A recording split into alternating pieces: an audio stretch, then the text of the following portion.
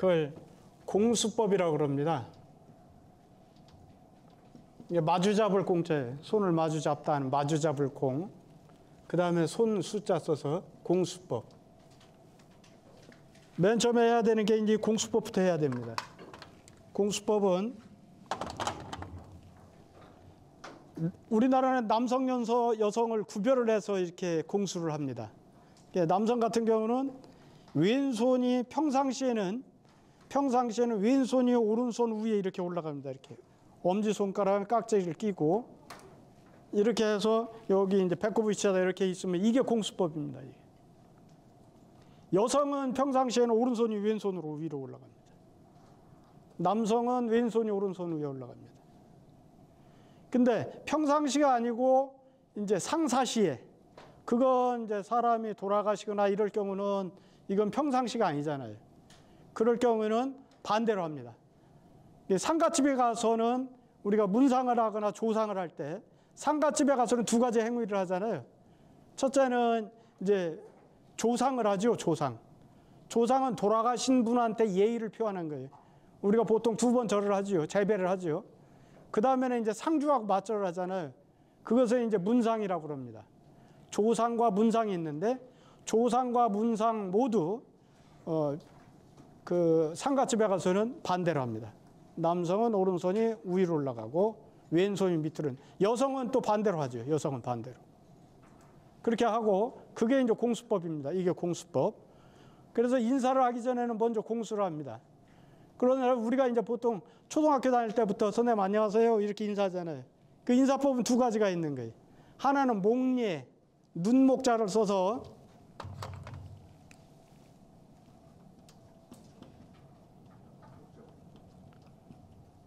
목례가 있고, 또 하나는 뭐냐면 반절이라고 있습니다. 꺾을 절자에 허리를 꺾는다는 의미. 목례는 그냥 가볍게 한 15도 정도로, 이런 정도로 이렇게 선생님 안녕하세요 이렇게 가벼운 인사를 목례라고 그럽니다. 그러나서 좀 인사답게 인사하는 것을 우리가 허리를 깊이 숙여서 이렇게 인사하면 이거 반절이라고 그래요. 우리가 보통 절을 할 때의 반 정도의 예를 차린다도 반절이라고 그래요. 근데 우리 서당에서는 선비들은, 옛날 선비들은 음례라는 걸 합니다.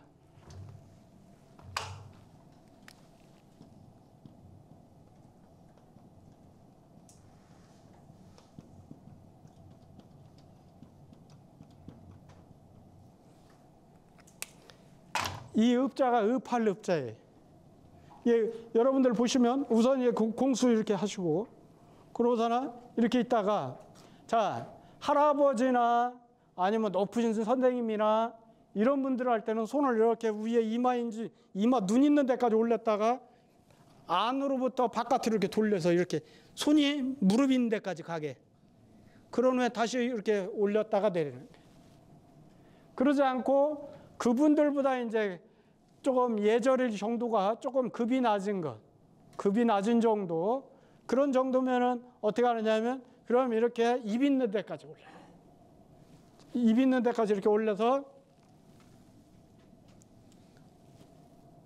이렇게 합니다. 자, 그 다음에 선배나 아니면 친구들 사이에, 평교관이나 아니면 친구들 사이에, 선배들이나 이럴 경우에는 그냥 가슴 있는 위치에서.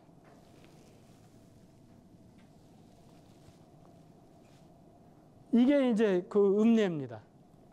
그래서 선비들의 인사법은 이렇게 옛날부터 이렇게 읍으로 해왔으니까, 우리 이제 또 선비가 되기 위해서 이 자리에 오셨으니까 그렇게 예를 한번 하도록 하겠습니다. 그러면 보통 구호를 할 때는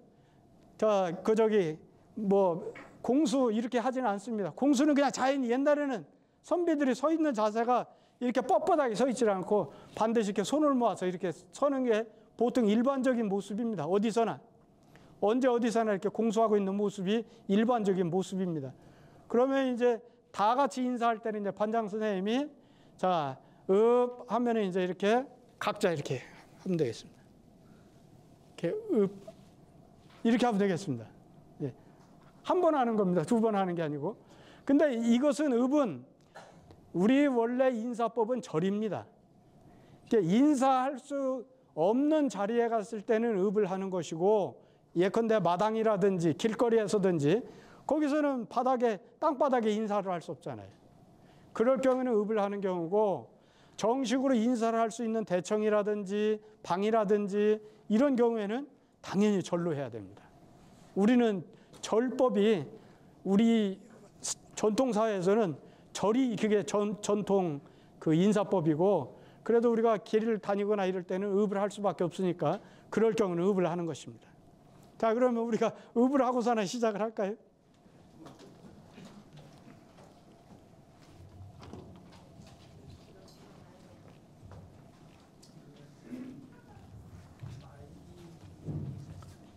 자, 그럼 우리 여러분들 지금 말씀드린 바와 같이 다 같이 우리 선생님께 인사를 한번 드리겠습니다. 다 일어나세요.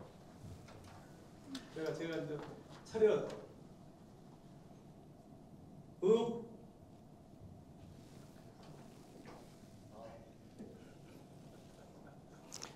처음엔 어색하시죠? 네, 익숙해지십니다. 이따 우리 끝날 때에도 우리 선생님한테 오늘 하나 이렇게 배웠으니까 이렇게 읍 인사를 이렇게 하는 걸로 이렇게 하겠습니다. 감사합니다.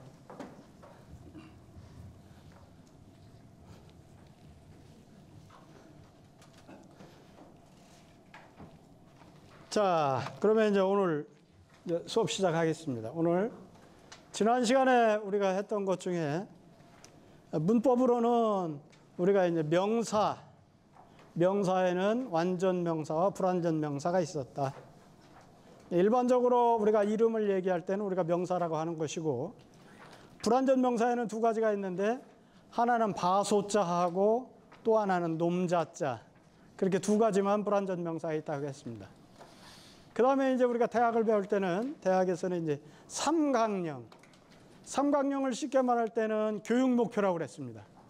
우리가 대학이라는 교육에서 어떠한 목표를 갖고 있다. 그래서 대학을 다 배우면 그런 목표점에 도달해야 한다.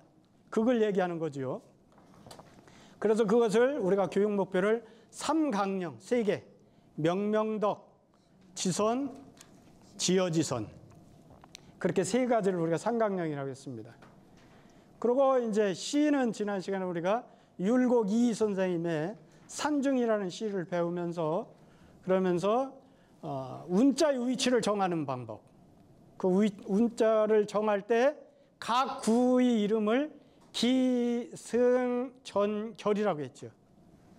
기는 시상을 일으키기 때문에 일으킬 기자를 썼고, 승은 시상을 계승하기 때문에 승을 썼고, 전은 전환할 전자, 시상을 전환하기 때문에 전이라고 그랬고, 결은 시상을 맺기 때문에 결이라고 했습니다. 그래서 운자의 위치는 승의 끄트머리 글자, 결의 끄트머리 글자에 운자가 붙는다 했습니다. 그러고 나서 제가 운과 성에 대해서 설명을 했고, 이제 그런 것들이 지난 시간에 이제 공부한 것입니다. 오늘 여러분들이 이제 해야 될 것은, 우선 문법으로는 이제 대명사하고, 우리가 이제 대명사는 너, 나, 당신, 너 그 사람, 뭐 이렇게 하는 거 우리가 대명사라고 그러잖아요. 그런 대명사에 대한 것하고, 그 다음에 또 한 가지는 이제 수사. 하나, 둘, 셋, 넷, 세는 수사. 여기까지 이제 그렇게 하겠고, 그 다음에 이제 오늘 그 대학에서는 이제 6단 공부라고 하는 굉장히 중요한 공부입니다. 6단 공부. 우리가 보통 불가에서는 어떤 도를 통하기 위해서 참선을 한다고 그러고, 불가에서도 여러 가지 공부법이 있잖아요. 그런 것 같이 우리 유가에서는 이 6단 공부에 의해서 소위 말하면 도통하는 경지에 가는 겁니다. 그럴 정도로 그 방법론을 써놓은 것이 6단 공부이니까, 오늘은 대학에서는 사실은 진도 범위가 많지는 않지만 그만큼 중요하다는 뜻입니다.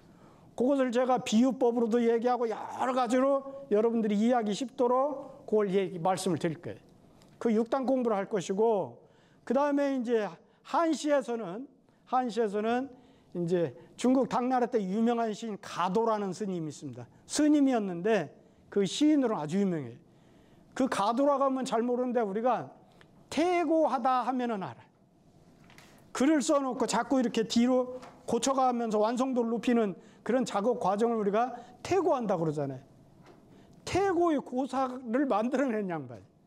그럴 만큼 굉장히 유명한 거고, 우리가 그 동양화를 이렇게, 우리가 한국화나 동양화를 이렇게 보다 보면 산이 그려져 있고 동자가 앉아 있는데, 동자가 있는데 어떤 사람이 와서 길을 묻고 하는 그런 그림 같은 게 많아요. 예. 그 시를 오늘 하겠습니다. 시문자 부르라고 하는 시인데, 그 시를 하면서 오늘은 이제 운자를 어떻게 정할 것인가지 할 겁니다. 운자를 어떻게 정할 것인가. 그래서 오늘 굉장히 중요한, 그러니까 제가 처음 수업 시작할 때 그 말씀을 드렸죠.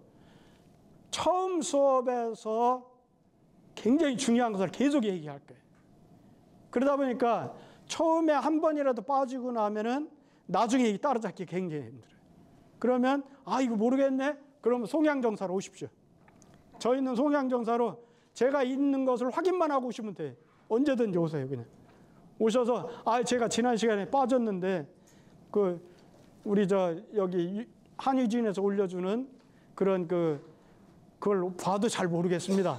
그럼 와서 오시면 제가 이제 설명을 해드릴 수 있어요. 그때는 부담 갖지 마시고 그냥 오시면 됩니다. 아무 때나 오시면 됩니다. 자, 그러면 이제 우선 공부를 시작하기 전에 지난 시간 한 것 같이 지난 시간 한 것을 성독을 하겠습니다. 태학, 자, 다 같이 합니다. 태학지도는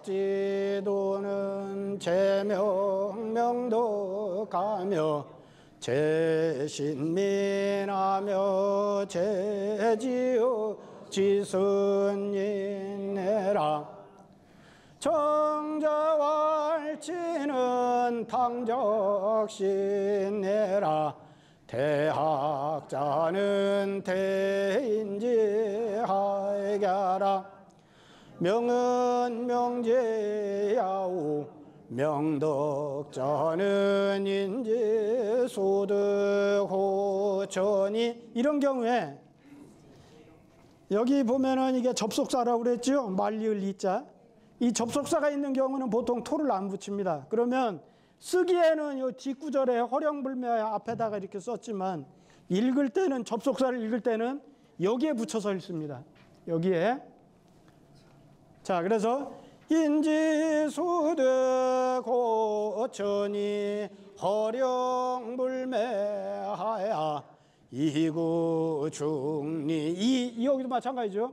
이구중리 응만사자야라.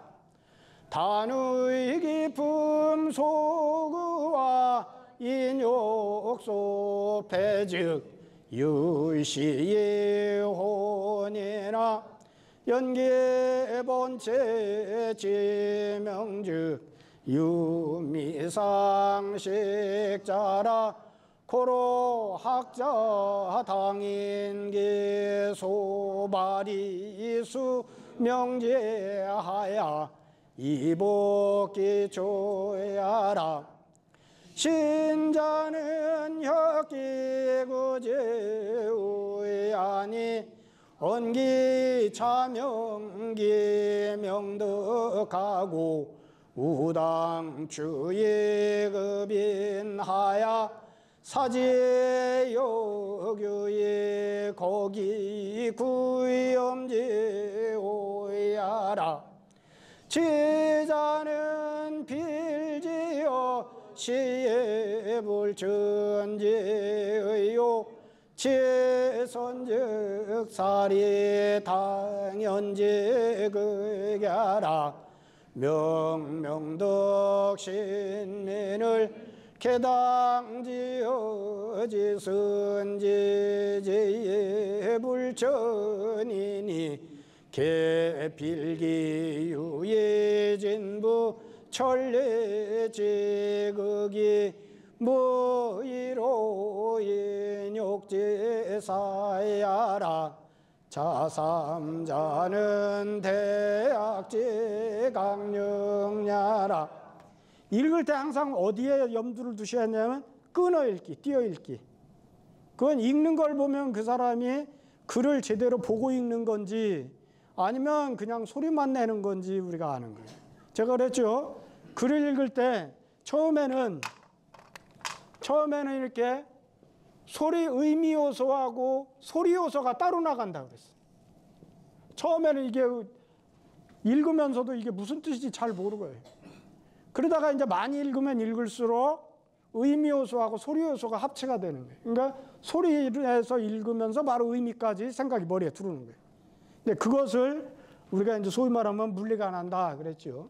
자, 그럴 때 만약에 그렇다 하더라도 훈련은 어떻게 돼야 되냐면 항상 끊어 읽는 것을 염두에 둬야 돼.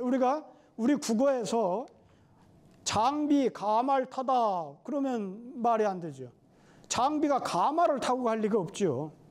그 무장이, 호랑이 같은 무장이 이쁜 색시가 타는 가마를 타고 간다면 말이 되겠어요? 장비가 말을 타다 이렇게 하잖아요. 그런 것 같이 한문도 제대로 끊어 읽기를 하지 않으면 그러면 이제 그것은 의미를 모르고 읽는 것이 돼버리는 거예요. 그러니까 처음에 훈련할 때부터 끊어 읽는 위치를 자꾸 생각을 하면서 읽으셔야 됩니다.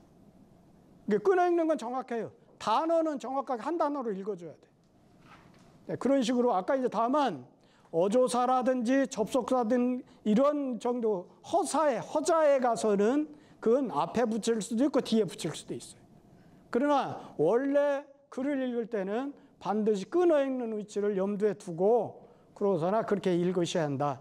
그래서 제가 읽는 방법을 그래서 여러분들한테 이렇게 우리 단톡방에 올려놓고 하는 것은 그것은 끊어 읽는 위치를 염두에 두고서나 읽는 거예요. 그러니까 그걸 많이 여러분들이 자꾸 읽으시면 됩니다. 자, 이것이 이제 지난 시간에 한 거고요. 이제 오늘 해야 될 것이 이제 문법적으로는 이겁니다. 우리가 제일 중요한 것이 이제 명사를 지난 시간에 했잖아요. 그 다음에는 이제 명사 대신 칭하는 말이 필요해. 명사 대신 말하는 것. 우리가 보통 그러잖아요. 서양에서는 사람 이름을 직접 얘기해서 그 사람을 얘기해. 근데 우리 한국 사회에서는 그렇지 않죠. 그분. 그렇게 얘기하잖아요. 심지어는 우리 한국 사회에서는 예의를 차리기 때문에 어떻게 합니까? 기회를 해요. 기회. 아버지 함자를 함부로 말하지를 않아. 그럴 경우에 무슨 자라고 이렇게 얘기하잖아요. 네, 그런 것을 기회라고 하는데 그런 정도까지 있지만 그래서 우리 이 한문에서는 대명사가 중요한 것이 뭐냐면 글을 쓸 때 어떤 대명사를 가지고 그분을 지칭했느냐에 따라서 이 사람이 그분에 대해서 존경하는 마음으로 쓴 건지 평교간에 그냥 친구 관계로 해서 쓴 건지 아니면 벼슬이 그 사람이 어떤 정도의 벼슬이었는지 그 다 이 대명사 가지고 다 할 수 있는 거예요. 그럴 정도로 우리 한문에서는 대명사가 굉장히 중요합니다. 그럴 때 대명사는 첫 번째가 이제 인칭 대명사입니다. 사람을 가리키는 거예요. 사람. 자, 우리가 중학교 한문 시간에 1인칭 대표적으로 우리가 나라고 얘기하잖아요. 나, 미, 아이 그러잖아요. 1인칭 대명사 나를 자기 자신을 지칭하는 거예요. 거기에는 나자도 있고 나 오자도 우리 좀 한문에서 나오는 거 여기 보면은 나자가 있잖아요. 나오자, 나여자, 그 다음에 나여자, 몸기자. 몸기자도 자기 자신을 뜻해. 자기 자신을 뜻하는 것이 몸기자예요. 논을 배우다 보면 기소부력을 불시어이니라. 내가 하기 싫은 것을 다른 사람에게 시키지 말아라. 그런 것 같이 이게 기자예요. 그 다음에 이제 자기를 겸손하게 낮출 때 소인, 과인. 그 다음에 나라님이 자기 자신을 지칭할 때 짐. 그 다음에 이제 아버님이나 선생님에 대해서 편지글 쓸 때 불초라고 그러잖아요. 이 초자가 무슨 초자일까요? 불초올림. 제가 초등학교 6학년 때 대전으로 전학을 갔습니다. 아버님께 편지를 쓴데 맨 밑에 불초 암흑에 올림 이렇게 썼어요. 뜻도 모르고 다 어른들이 다 그렇게 하니까. 불초는 이게 뭐냐면 본받을 초자예요. 그러니까 불초하면 불초자.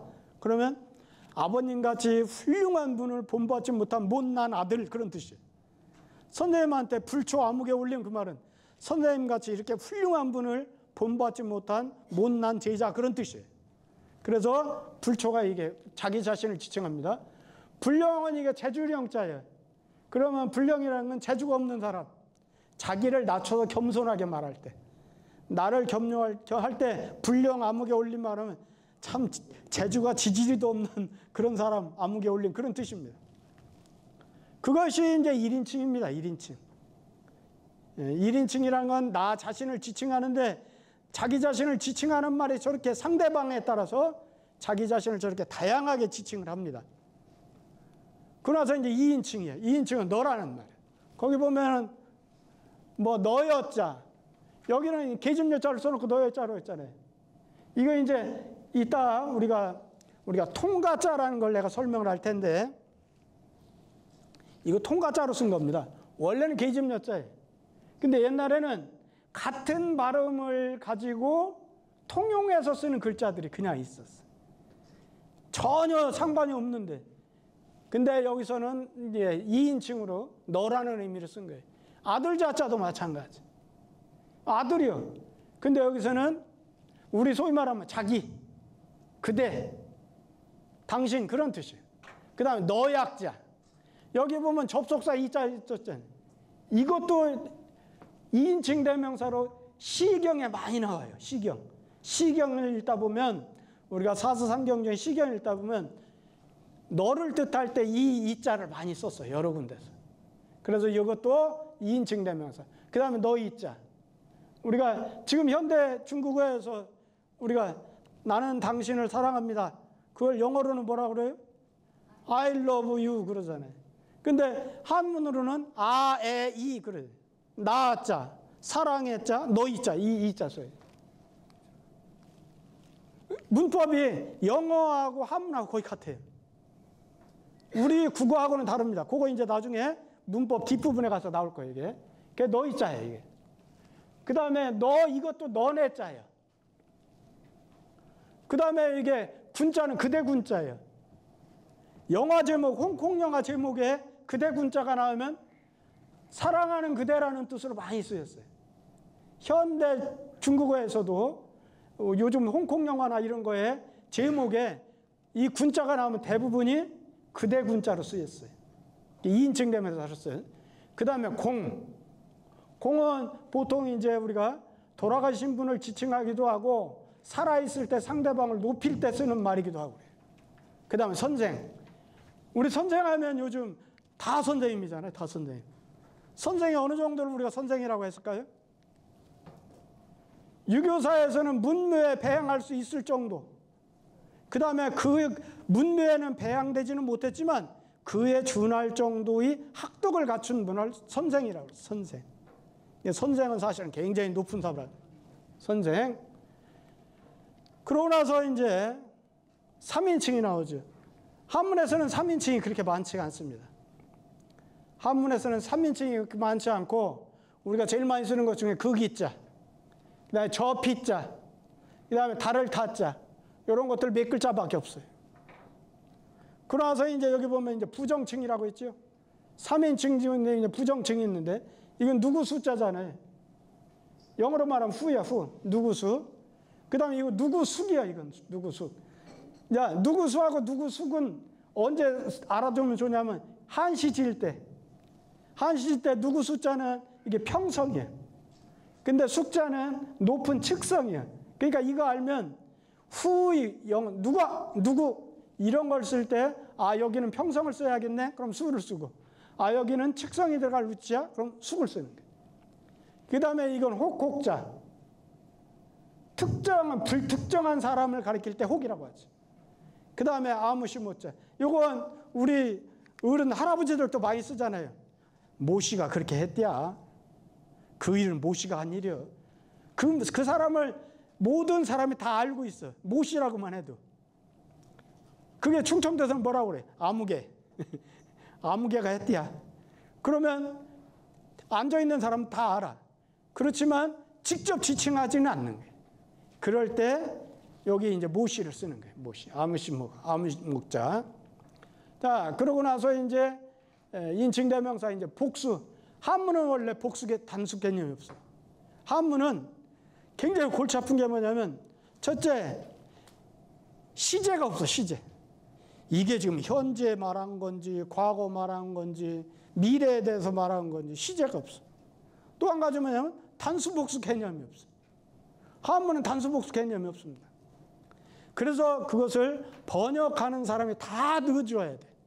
아, 이것은 과거에 말한 거야. 이것은 지금 말하는데 먼 미래에 대해서 말한 거야.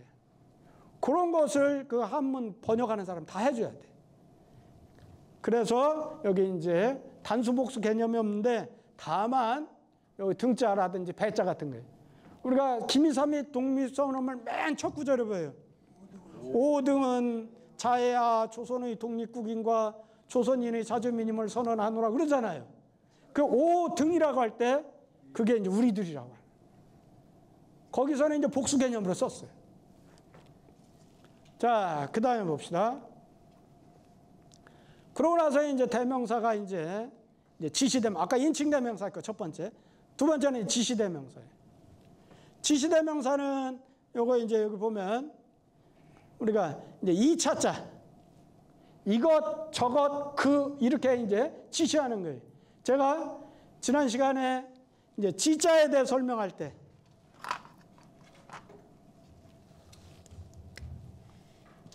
이 지자, 갈지자에 대해 설명하면서 갈지자의 용법 가운데 지시대명사가 굉장히 중요합니다고 말씀을 드렸잖아요. 한문에서는 갈지자가 지시대명사에서 제일 많이 쓰이는 것 중에 하나예요. 그래서 대표적인 그 지자가 있어요. 지자.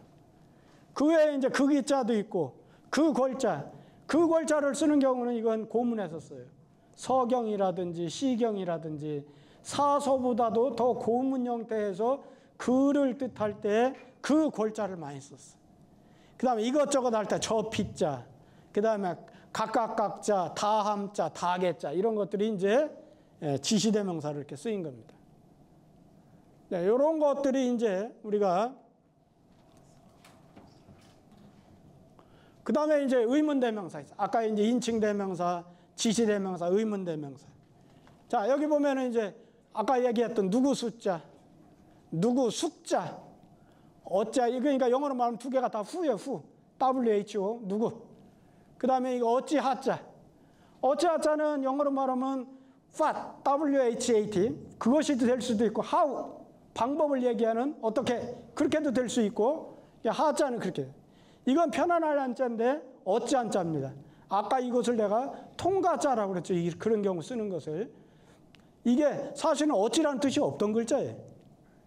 그런데 이것을 이제 어찌 안자로 쓰이고 그랬습니다.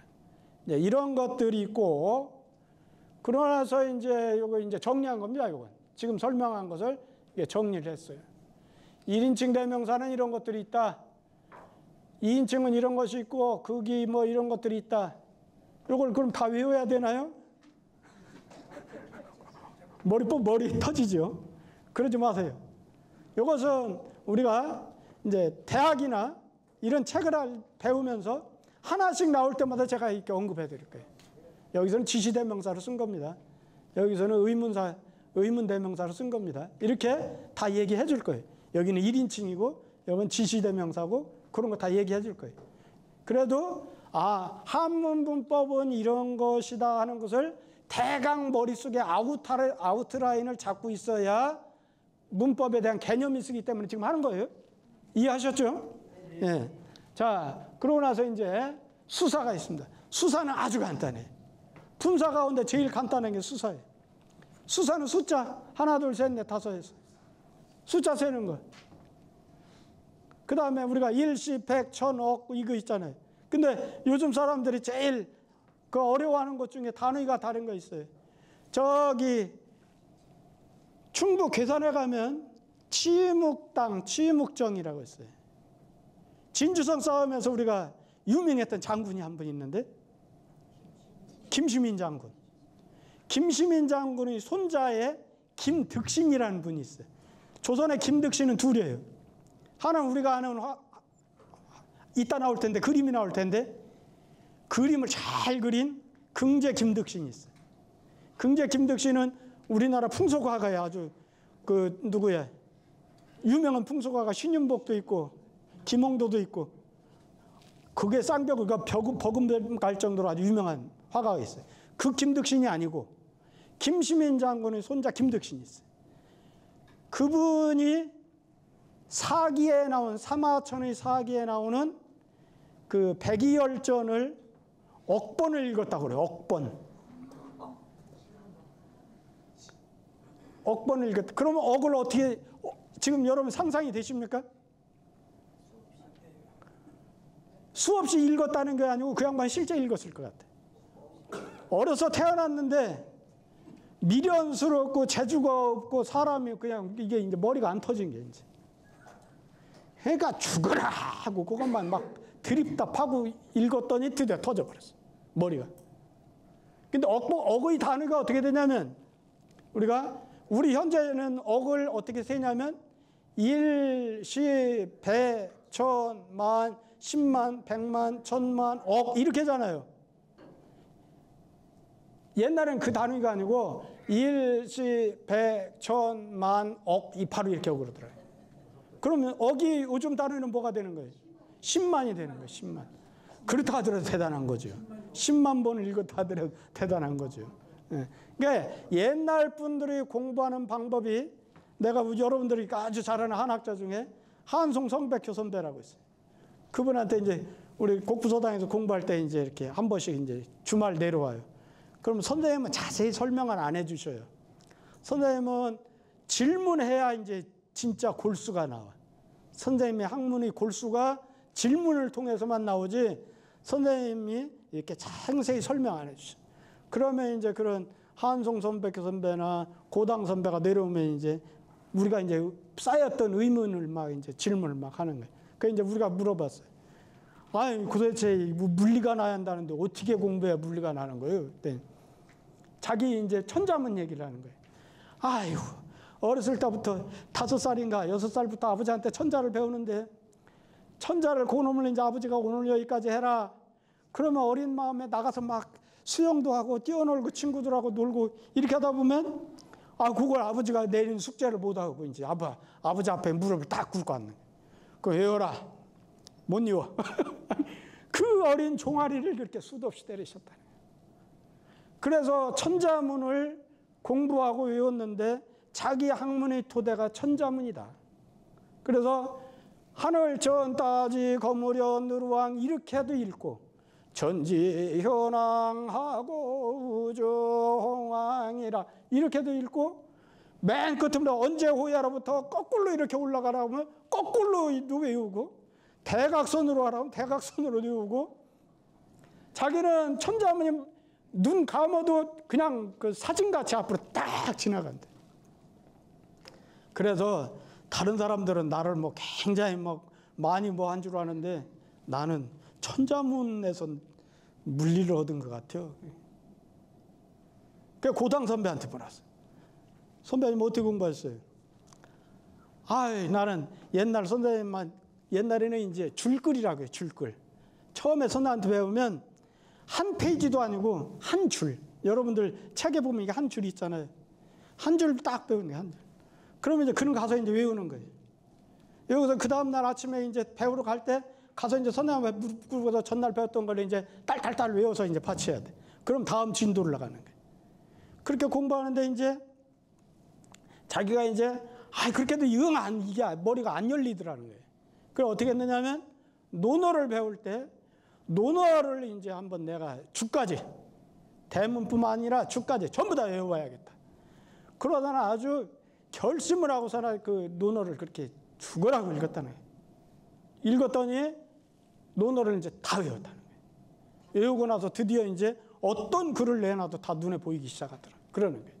그러니까 우리가 그런 물리를 얻고 공부하는 과정이 이건 선생님이 해줄 수도 있는 부분도 아니고 누구도 못 해줍니다. 자기가 열어가는 거예요. 자기가. 그것을 이제 그렇게 해서 물리를 얻었다는 거예요. 그 수사 이제 얘기하다 엉뚱한 길로 빠졌죠, 우리가. 자, 그러고 나서 이제 오늘 얘기했던 이제 6단 공부에 대해서 합니다. 6단 공부는 굉장히 아까 중요하다고 그랬죠. 이게 이제 육아 수양의 핵심이고 유가 수양하고 함양한다. 그래서 공부해서 도통한다, 도를 얻었다 하는 공부 방법이 이겁니다. 그것을 우리가 이제 6단 공부라고 그래요. 6육자에다가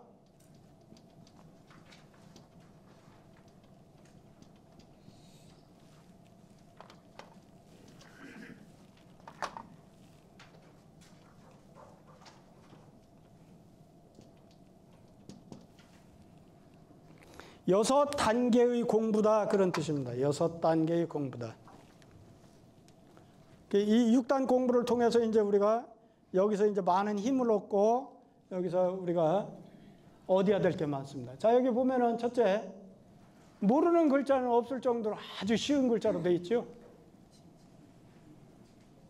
여기는 이제 이자가 우리가 말하는 접속사 이자입니다. 접속사인데 시간의 순차를 따라서 규정한 접속사가 되겠습니다. 접속사 중에서도 시간은 무엇 다음에 무엇, 무엇 다음에 무엇 하는 그런 시간의 순차에 대해서 얘기한 거고, 이자가. 요 후자는 아까 얘기했어요.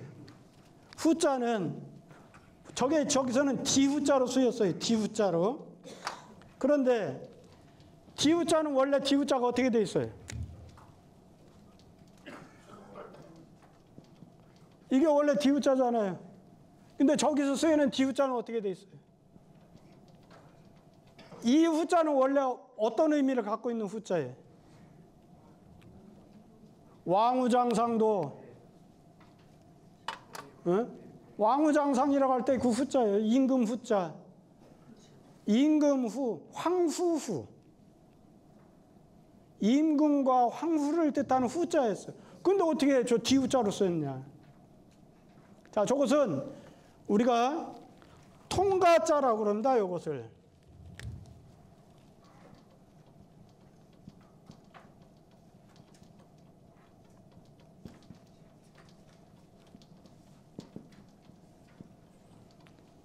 이 가자가 이게 뭘 뜻이에요, 이게? 가차한다는 거예요. 지난번에 우리가 육서원리 중에 육서원리가 무엇이 있었죠? 상형, 지사, 회의, 형성, 가차, 전주 이렇게 6가지가 있었잖아요. 그 중에 가차는 뭐예요? 가구 가라. 코카콜라를 가구 가라 한다 했어요. 그 말은 바로 무슨 말이에요? 한자의 뜻은 상관없고 음만을 빌려오는 걸 가차라고 했잖아요. 그러니까 아까 편안할 한자를 어찌 한자로 쓴다든지, 그 다음에 계집여자를 너여자로 쓴다든지, 이런 걸 전부 뭐라고 하면 통가자라고 해요. 통가자. 뭐냐면 같은 의미일 경우에는 그냥 구별 없이 써버렸어요. 의미 같으면 그냥 써버린 거예요. 그것이 언제까지냐? 사서시대까지 그렇게 썼어요. 그러나서 그 후에 이제 당나라, 송나라 그 뒤에 와서는 통가자를 별로 안 써요. 그래서 우리가 말하는 선진시대 이전에는, 선진시대 그 후에까지는 통가자를 많이 씁니다. 그래서 그걸 통가자이기 때문에 그래서 이걸 후자를 그렇게 썼다. 그러고 나서는 이게 모르는 글자들이 없죠. 이건 생각여자잖아요. 생각여자. 생각사자 위에 요 글자가 따로 있는 거죠. 이게 생각여자예요. 생각여자.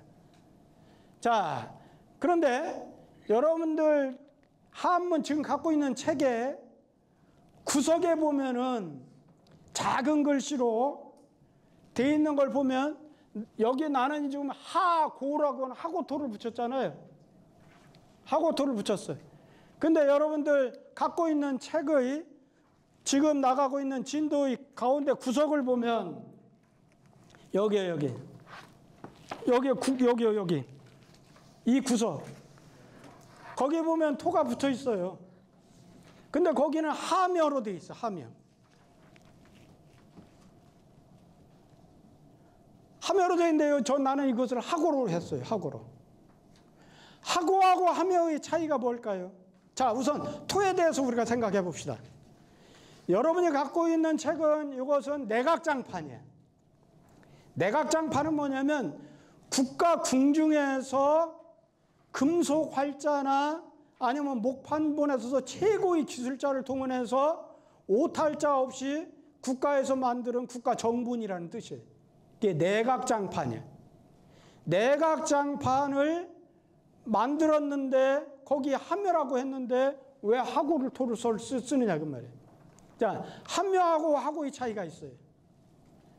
여러분들 횡설수설이란 말 들으셨나요? 어떤 경우에 쓰나요 지금? 횡설수설. 아이 저놈 술만 먹으면 횡설수설해. 아 우리 집 양반은 술만 먹으면 그냥 횡설수설해서 아주 죽겠어. 횡설수설이 뭔 뜻이에요? 종잡을 수 없이 그냥 이 말했다 저 말했다 막 하는 것을 우리가 횡설수설이잖아요. 횡설수설 사실은 뭐냐면 논리학 용어예요. 굉장히 좋은 수준 높은 말인데 지금 횡설수설 잘못 쓰고 있는 경우가 대표적이에요. 횡설수설은 뭐냐면 횡으로 말하고 세로로 말하고 그 말이에요. 가로 횡자에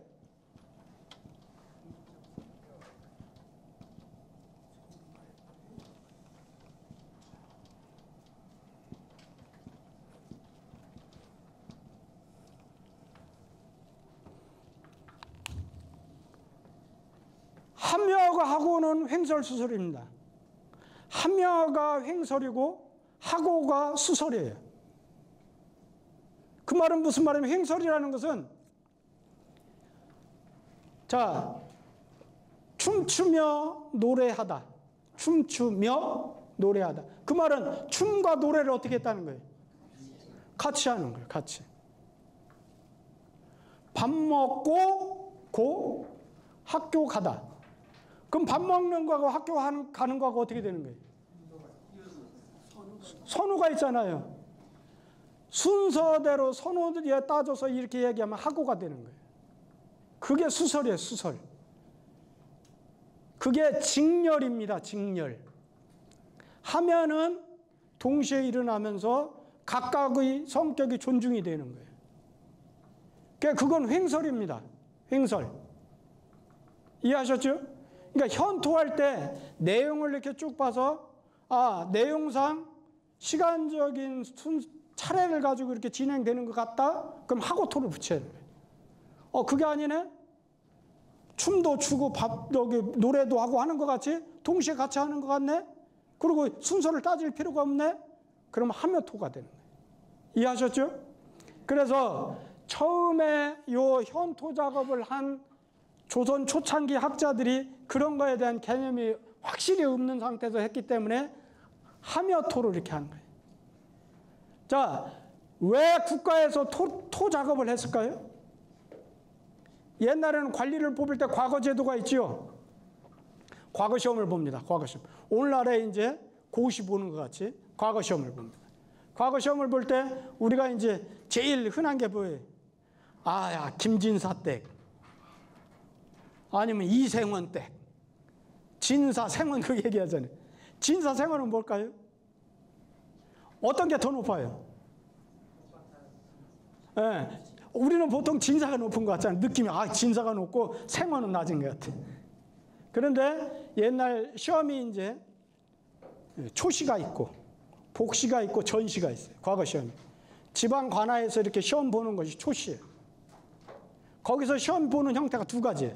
하나는 뭐냐면 여러분이 읽는 지금 사서 오경을 딸딸딸 다 외우고 완벽하게 그걸 이해를 해서 그 경서에 관한 것에 관한 것만 시험을 보는 것. 그게 생원시예요. 그러고 나서 이제 제목을 딱 던져주고 거기에다 글을 지어라. 그러면 우리말로 하면 논술이죠. 논술. 그걸 이제 글을 잘 짓는 사람이 진사가 되는 거예요. 그러면 진사가 높으냐 생원이 높으냐 똑같아요. 진사하고 생원 합격을 한 사람들은 어디를 갈 수 있냐면 성균관 대학에 입학할 수 있는 자격이 주어져요. 그래서 성균관에 공부한 후에 복시를 보고 거기서 합격을 하고 나면 그 다음에 임금님 앞에서 이제 쭉 다 펴놓고서 하는 전시를 보는 거예요. 우리가 장원급제했다. 그래서 이몽룡이가 어사화를 꽂고 그러고서는 이제 어사로 이제 남원 내려가서 암행어사 출도했다. 그 정도 되면 그거 이제 전시에서 장원해가서 이제 내려가는 거예요. 그렇게 되는 겁니다.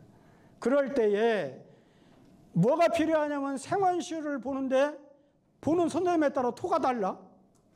어라? 나는 대학 지도는 제명명덕하며 이렇게 했는데 다른 선생님은 대학 지도는 제명명덕하고 이렇게 했네?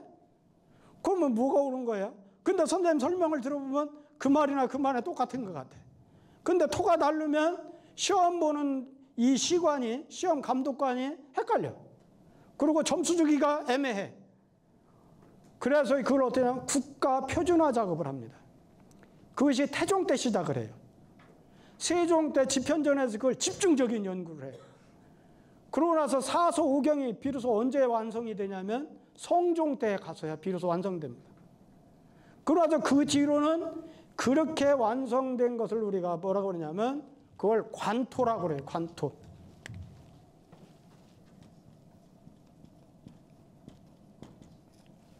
관토라고 그래요. 그러니까 여러분이 지금 하는 것은 관토를 쓰고 있고, 나중에 이제 그 대학 서문을 할 때는 제가 율곡 선생님 율곡토로 할 거예요, 아마. 내가 옛날 우리 선생님한테 배울 때 그 율곡토를 가지고 배웠기 때문에 율곡토를 할 거예요. 그래 지금 뭐냐면 그러면 태계 선생님 토, 율곡 선생님 토, 그 후에 많은 위대한 학자들이 그 토가 조금씩 다 달라요. 그러면 이제 그건 뭔 뜻이냐면 그 읽는 토를 들어보면 아 저는 학파가 저 사람은 저쪽이구나. 아 토를 들어보면 학파가 이쪽이네. 관토 정본이 있지만 시험 볼 때는 관토를 쓰지만 그렇지만 성리학에서는 학파에 따라서 토를 달리하기도 합니다. 이쪽 기호학에서는 율곡토를 정본으로 하고 저쪽 영남학에서는 태계토를 정본으로 하고 보통 그렇게 합니다. 그렇게 해서 다만 우리는 지금 일반적인 여러분들하고 이렇게 할 때는 관토를 쓰는데 딱 한 군데 여기서만 여기 지금 6단 공부에서만 명백하니까 이건 율곡 선생님이고 태계 선생님 어떤 선생님도 다 똑같아. 그분도 다 똑같이 지금 내가 한 것 같이 하고토를 썼기 때문에 그래서 여기서는 관토를 쓰지 않고 여기서는 다 옛날 훌륭한 학자들이 다 얘기했던 하고토로 전부 합니다. 이해되셨죠? 자, 그러면 이제 이것을 이제 한번 풀이해 봅시다. 그러면 이제 자, 여기 보면 지 그랬잖아요. 알지자에다 그칠 지자예요. 그러면 이게 목적어가 되고 이게 서술어가 되잖아요. 그럼 뭐예요? 그침을 알다. 그칠 곳을 아는 게 그칠 곳을 알아. 그칠 곳을 알고 그리고 난 뒤에 이후에 이자는 접속사고 후는 아까 뒤우자라 했잖아요. 이후는 우리가 보통 이후에 하는 말하고 똑같아. 그런 뒤에 그 말이에요. 그 뒤에 그침을 알고 그런 뒤에 정함이 있어. 집자리를 정했어. 잠잘 곳을 정했어. 그 정자 이게 정자. 정할 정자잖아요. 그랬으니 그침을 알고 그런 뒤에 정함이 있으니 정하고 그런 뒤에 정한 이후에 능자는 이게 가능을 뜻하는 조동사라고 했어요. can의 의미라겠죠. 뭐 할 수 있다. 그러면 이게 뭔 뜻이에요? 고유할 정자. 정한 뒤에 능이 고요할 수가 있어. 고요할 정자니까. 고요할 수가 있어. 고요한 뒤에 능이 편안할 수 있습니다. 편안한 뒤에 생각할 수 있어. 사려할 수 있어. 사려한 뒤에 얻을 수가 있다. 이거잖아요. 말은 쉽잖아요. 근데 아까 굉장히 겁을 줘놨어. 6단 공부라고 굉장히 중요한 거다. 자, 그러면 이제 하나씩 분석해 봅시다. 왜 중요한지. 자, 여기에서 그칠 지자가 어디로부터 나왔을까요? 우리가 지난 시간에 배운 것 중에 어디서 나왔을까요? 그렇죠. 지어지선으로부터 온 거예요. 대학 지도는 제명명덕하며 제신민하며 제지어지선이니라. 지극히 선한 곳에 그쳐. 거기에 딱 머물러야 돼. 지극히 선한 경지에 머무르는 것. 그 지극히 선한 경지에 머무르는 것을 아는 거예요.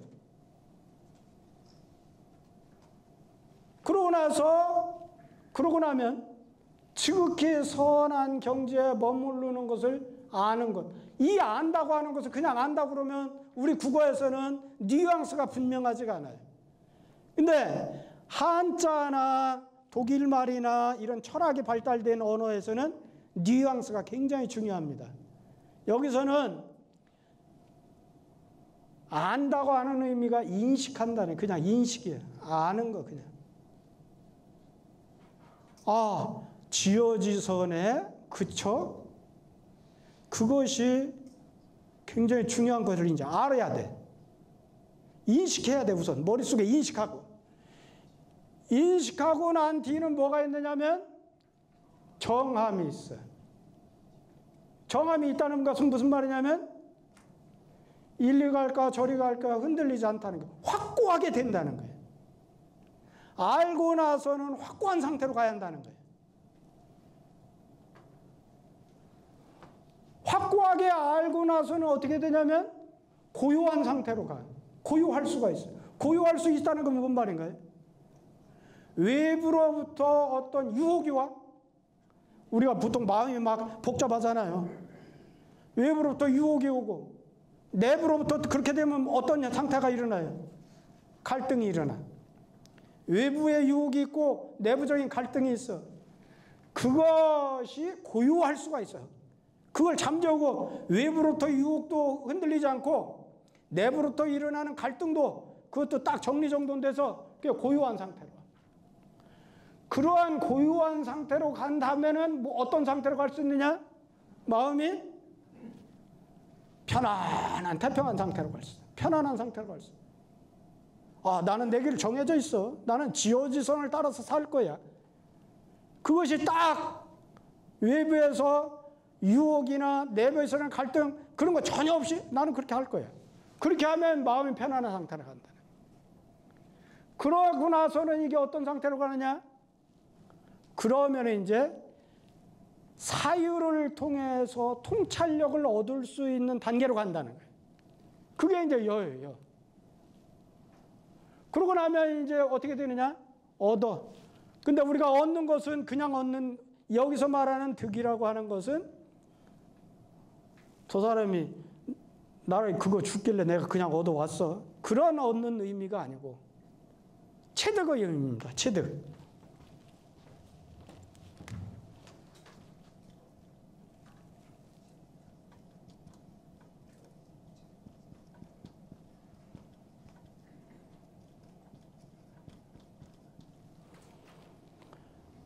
체득은 뭘까요? 체득은 몸체자에다가 얻을 득자.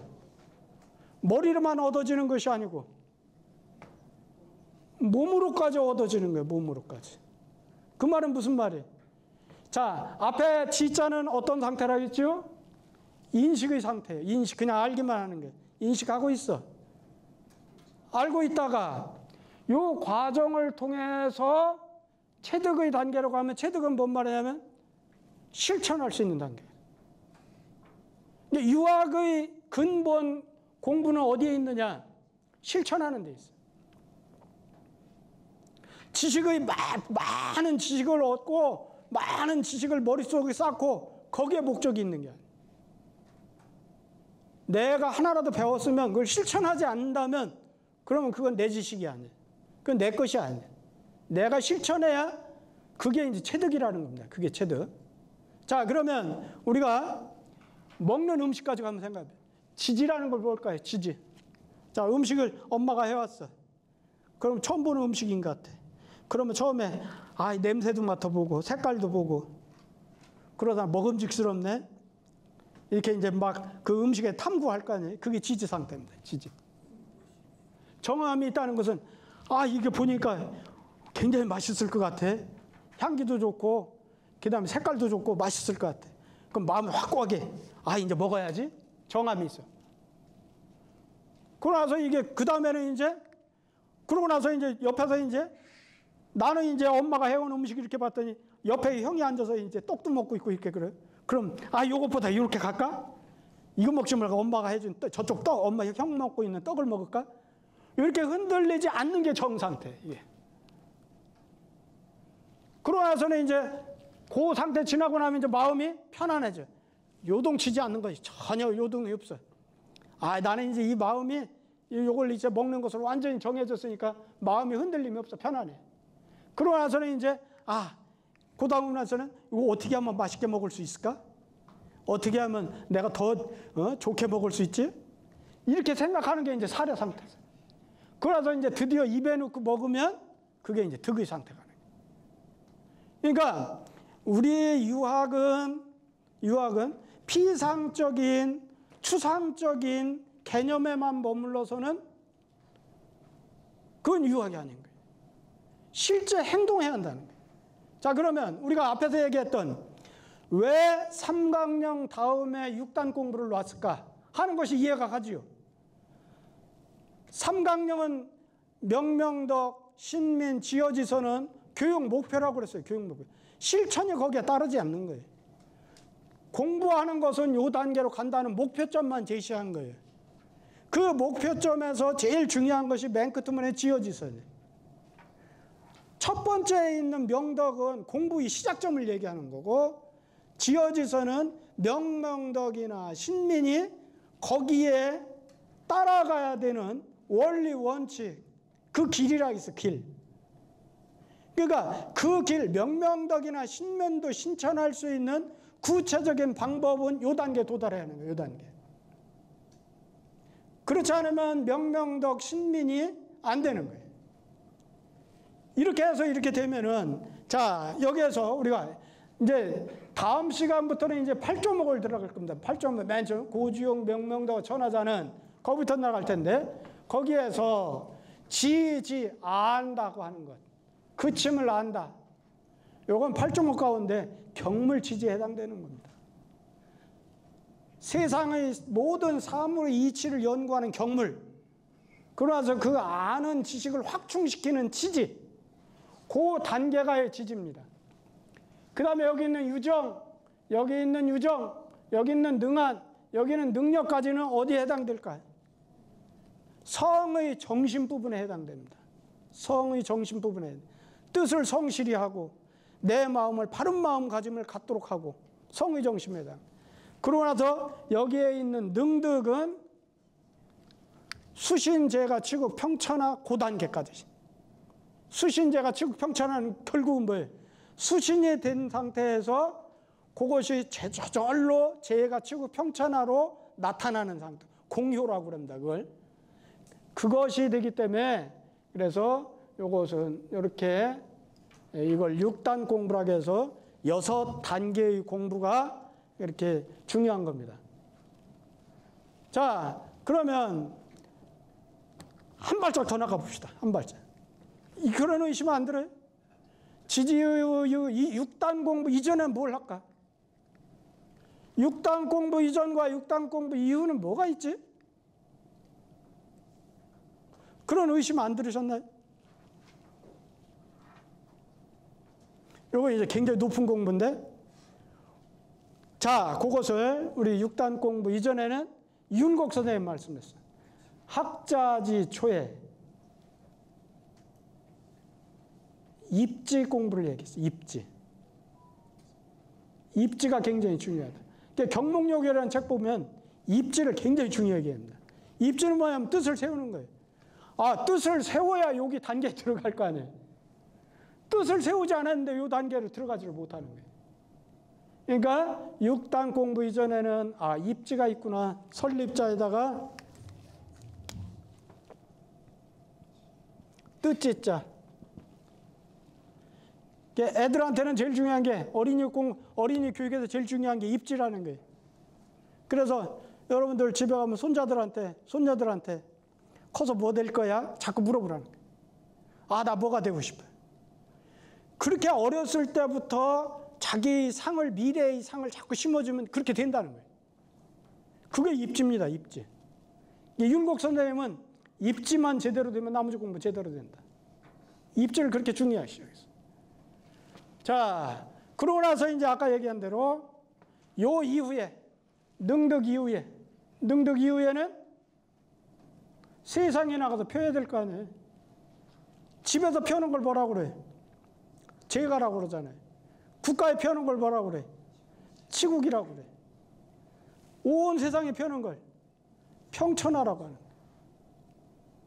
네, 그런 것 같이 여기 있는 6단 공부는 교육 목표인 삼강령과 실천 세목이라고 말할 수 있는 8조목 사이를 연결해주는 다리 역할을 합니다. 다리 역할을 해요. 목표 딱 정해주고 실천해라 8개. 그러면 사람이 헷갈리니까 가운데에다가 다리를 하나 건너가는 다리를 얼마나 친절해요. 다리를 하나 해놓고서나 그러나서 이제 다음 시간부터는 우리가 이제 8조목 공부를 들어갑니다. 자, 그 다음에는 이제 주석을 봅시다. 주석을 보면 제가 그랬죠. 모든 주석에서 첫 번째 해야 되는 것이 주석에서는 순서가 있다고 했죠. 맨 처음 앞에 나오는 게 앞에 치는 당작신이라 그건 바로 뭐라고 그랬어요? 훈고라고 그랬어요. 훈고. 훈고가 없으면 훈고를 빼고 훈고 다음에는 글자 자체의 해석, 글자의 뜻, 한 글자 한 글자. 그 다음에는 단어와 구의 설명. 그 다음에 그것을 전부 뭉쳐가지고 부연 설명. 그 문 전체를 부연 설명하는 순서로 주석이 달렸다 했잖아요. 기억하시나요? 네, 좋습니다. 자, 그러면 여기 이제 거기 이제 그래서 여기는 지금 그칠 지자에 대해서 먼저 설명했잖아요. 그 다음에 또 보면은 이게 이제 여기서는 크게 구체적인 설명을 다 안 하고 글씨 하나 한자 한자에만 이렇게 다 설명을 했어요. 여기서 말하고 있는 글씨의 뜻은 이런 뜻이다 하는 거예요. 자, 그럴 때 여기 놈자자 붙었잖아요. 놈자자. 어떤 게 왜 한자에서는 지는 소당지진이 이렇게 해도 되는 것을 지자는 자를 왜 혹 붙이듯이 하나 붙여놨을까? 지자. 해설이나 설명할 때 이것은 바로 해설이나 설명의 대상이다 하는 것을 알리기 위해서 지자를 붙인 거예요. 그냥 지 해도 돼요.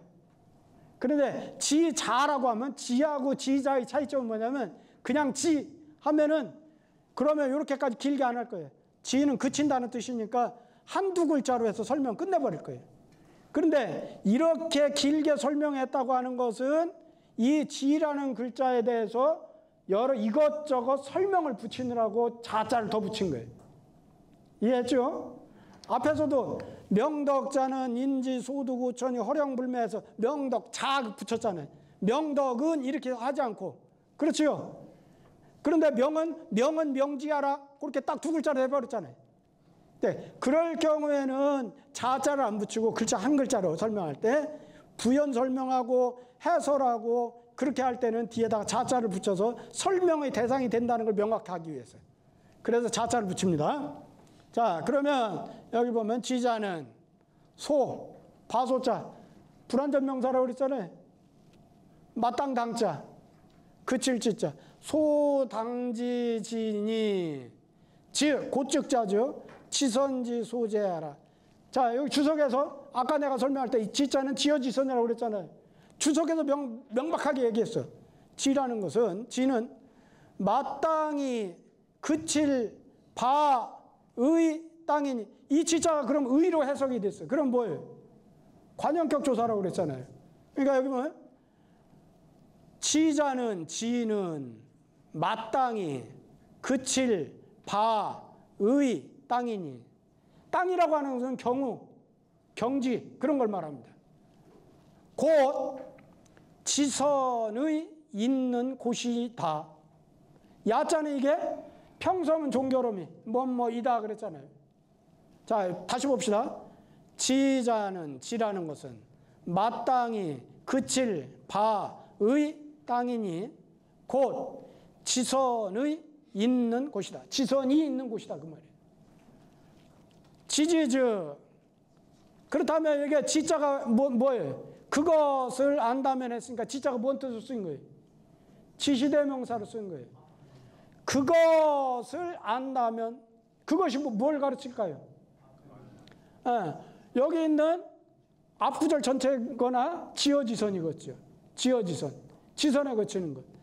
지어지선을 안다면 요 고측자는 if 가정을 뜻한다 해서 뭐뭐라면, 그래서 그것을 안다면 뜻이 정해진 방향이 있게 된다. 뜻이 정해진 방향이 있다고 할 때 뜻짓자는 내가 뭐 어떤 마음이라 했어요. 이제 여러분들이 성리학을 하거나 우리 지금 대학을 하면서 계속 나올 텐데 우리는 마음이에요. 우리 국어에서는 마음이에요. 근데 한문에서는 마음을 뜻하는 글자가 수도 없이 나요. 생각사, 생각념, 생각녀, 여기서도 그랬잖아요. 뜻정, 뜻의, 그 다음에 생각적이 뭐야. 마음을 뜻하는 글자가 엄청나게 나요. 그 말은 무슨 말이냐면 마음이 굉장히 다양한 표현을 통해서 우리의 마음을 탐구했다는 거예요. 옛날 학자들은. 자, 그 마음 중에서 여기 있는 뜻짓자 마음은 뭐냐면 어떤 마음이라고 그랬어요? 마음 가운데 방향이 정해져 있는 마음, 지향성이 있는 마음, 내가 어느 쪽으로 가는 마음. 내 마음은 이뿐이야. 나 이뿐이 너만 사랑해. 그 뜻짓자예요. 하나만. 방향이 딱 정해져 있는 마음은 뜻짓자예요. 그러니까 여기서는 뜻이 정해진 방향이 있어. 그것이 고요할 정자는 마음이 망령되게 요동하지 아니하는 것을 말한다. 우이자는 자, 이거 내가 지난번에 얘기할 때 왈자야가 가로 왈자.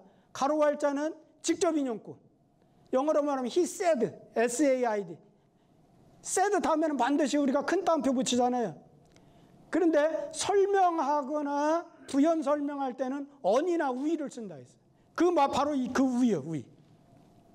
마음이 망령되게 요동하지 아니하는 것을 말한다.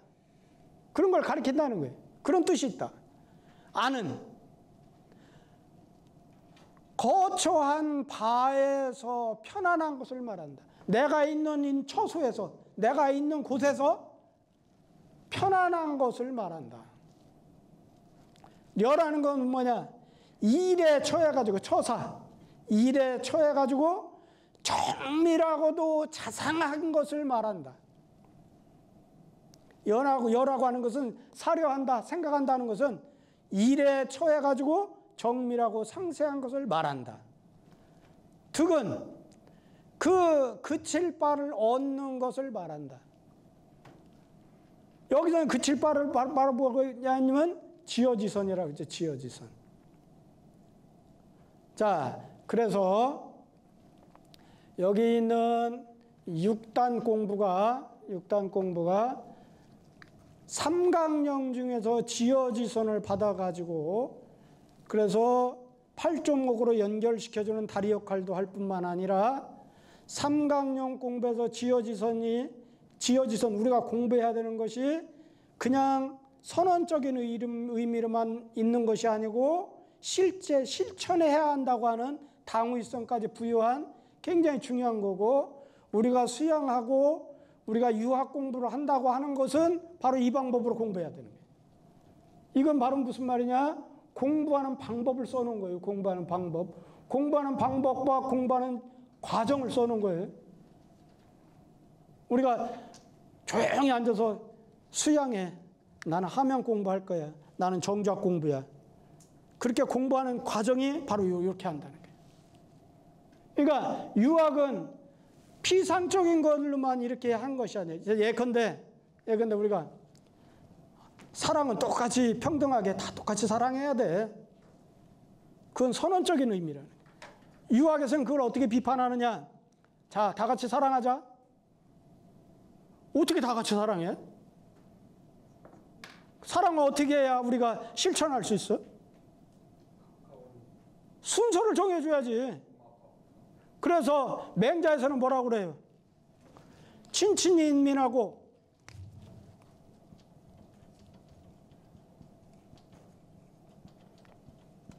친친이 인민하고 인민이 애물이라.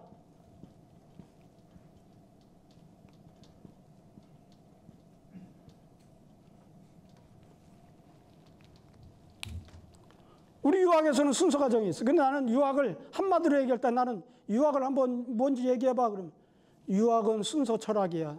순서가 정해져 있어. 순서가 정해져 있지 않으면 그러면 이건 실천과 떨어지지 않은 그냥 선언이야. 선언은 아무나 할 수 있어. 도둑놈도 자 사랑하자. 우리 선하게 살자. 할 수 있어. 선언은 누구나 해. 그런데 실천하는 실천 순서를 정해주고 이 순서대로 가야 한다. 이렇게 해야 사람이 실천할 수 있는. 그래 여기 있는 말하는 것이 친할 친자잖아요. 어질린 자에 사랑의 자에 세 개는 다 사랑의 뜻이에요. 다 사랑이에요.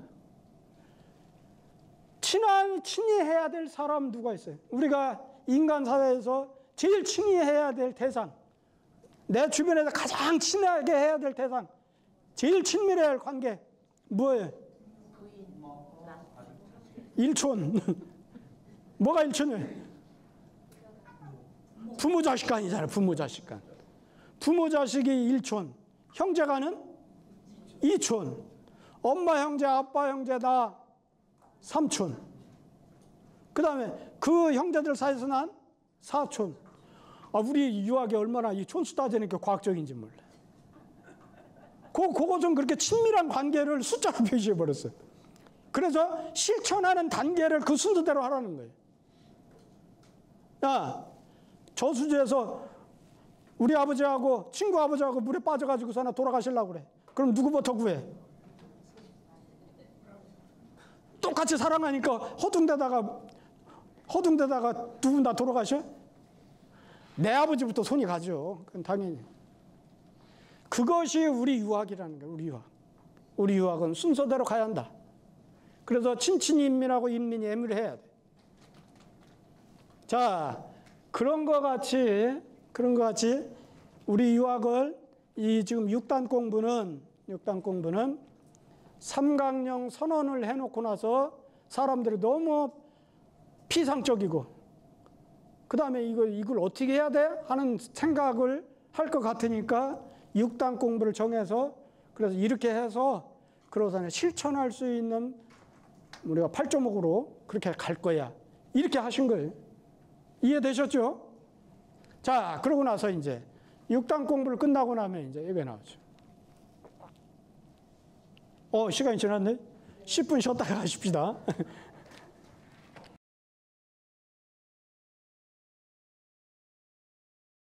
그걸 알면은 진짜 그렇게 얘기할 수가 없습니다. 심지어 어떤 사람은 공자가 죽어야 나라가 산다. 그건까지 하잖아요. 그건 내가 볼 때는 그건 진짜 대문을 열고 그 속을 들어가 보지 못했기 때문에 하는 일이다. 그런 얘기를 합니다. 자, 그랬을 때 여기 이제 삼강령 아까 하고 그 삼강령 공부하는데 6단 공부 얘기했잖아요. 그것을 이제 총 매짐하는 그 두 개를 삼강령과 6단 공부를 맺는 말을 지금 여기서 정리하는 말을 합니다. 대학의 책은 한 단락 하나씩 한 장마다 끝날 때마다 그것을 이렇게 마감하는 맺는 결론을 내려가면서 얘기해요. 오늘날 논문도 그런 식으로 하잖아요.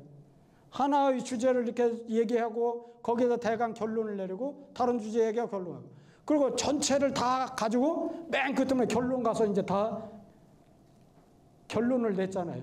그런 형식과 똑같아요. 자, 그래서 여기 보면 물자가 이제 물건 물자잖아요. 물건물. 근본 본자하고 끝말자예요. 근본과 마렵이라고 그러죠. 우리가 마렵. 이파리 엽자 써서 마렵적인 것. 끄트머리. 그러죠. 그 다음에 일사자가 있어요. 일사자. 마칠 종자하고 처음 시자. 우리는 종시란 말보다도 우리 국어에서는 뭐라고 많이 써요? 시종이란 말 많이 써요. 우리가 저걸 이제 다음에 이제 문법을 할 때 이제 단어를 만드는 단어의 짜임에 대해서 얘기할 때 병렬 관계를 얘기할 거예요. 병렬 관계. 그 병렬 관계에서 중국하고 우리하고 어순이 다른 게 많아요. 우리는 시종이라고 그러지 시종이 똑같아야 돼. 사람은 시종이 똑같아. 그렇게 처음 시작하고 끝 마칠 종자 하잖아요. 근데 중국 사람들은 종시라고 한단 말이에요. 그런 것 같이 예, 이렇게 차이가 나는 게 있습니다. 그렇지만 하여튼 마칠종 처음시 그렇습니다. 이게 이슬 유자고, 그 다음에 알치자는 이게 나온 거잖아요. 앞선자 뒤우자. 이게 뭐 본말이니 시종이니 선훈이 이런 건 전부 서로 상대적인 글자로만 모아놨죠. 그래서 바소자, 아까 얘기했던 불완전 명사라고 했죠. 선우할 바. 그러면 고측자는 또 나왔죠. 가정법 뭐뭐라면 그랬잖아요. 뭐뭐면. 가까울 근자. 길도자. 골치 아픈 게 길도자잖아요. 길도자. 길도자는 우리가 흔히 이제 서울역 앞에 가면은 이제 사람들 지나가는 사람 자꾸 도를 아십니까? 그런 거 하잖아요. 도. 유학이라든지 동양학, 불교도 그렇고 노장학도 그렇고 우리 유학도 그렇고 도가 굉장히 중요합니다. 그러니까 도가 지칭하는 것이 다 달라요. 그런데 자, 저는 이런 경험이 있습니다. 서당 공부를 같이 했는데 나는 이제 서당 공부할 때 스님들하고 많이 공부했어요. 스님들이 한문 공부한다고 저를 이제 서당에 와서 이제 같이 이제 생활을 같이 해. 그래서 한 스님하고 지금 학생을 우리나라 유명한 학생인데 그 양반하고 이제 하루 저녁은 이제 술 한잔 주거니 받거니 하면서 이제 스님들 술 먹는다면 이상하잖아요. 근데 우리는 같이 생활하니까 스님들하고 술 잘 먹습니다. 한 잔 주거니 받거니 하는데 마음 심자에 대해서 얘기했어 이제. 나는 이제 막 우리 유학적인 입장에서 마음심은 이런 거야 하면서 이제 쭉 얘기를 하고 그 양반도 마음심에 대해서 막 얘기를 하고 그러고 나서 새벽쯤 가니까 오라 당신이 말한 마음심하고 내가 말한 마음심하고 다르네. 왜 그럴까요? 서양 학문은 어떻게 해요?